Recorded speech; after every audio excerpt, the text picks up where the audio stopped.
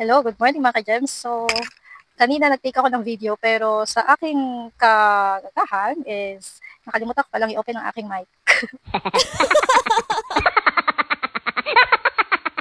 Anyway, eto na lang, mag-voice na lang ako ngayon. Ito nga pala yung ginagamit kong bag everyday kapag pumapasok ako. Papakita ko lang naman kung ano yung laman ng aking bag. Kaya pasensya na sa mga gilid-gilid kasi dito tayo sa kwarto. So, ayun, di daw naiwasan na makalat, di ba? Itong bag nga pala na to is galing siya sa aking friend. Yeah, regalo siya, no? Pasko or February, hindi ko maalala. So, ito nga pala yung laman ng aking bag. Medyo madumi na siya, hindi na siya nalalaban. Kasi ang alam ko bawal labahan yung bag or dapat daw punas-punas lang. Pwede naman labahan, pero depende siguro sa parang sa balat niya. Ayan, so yung laman is yan, meron akong passport, valid ID, then yung aking company ID, huwag natin yung face.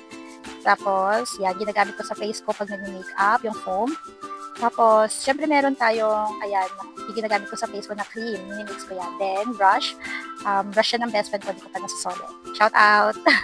So, ayan, hindi po pa tayo. Gamit na yan hindi ko pa nalalagay sa mga labahan. Then, ito yung aking pouch, makeup pouch.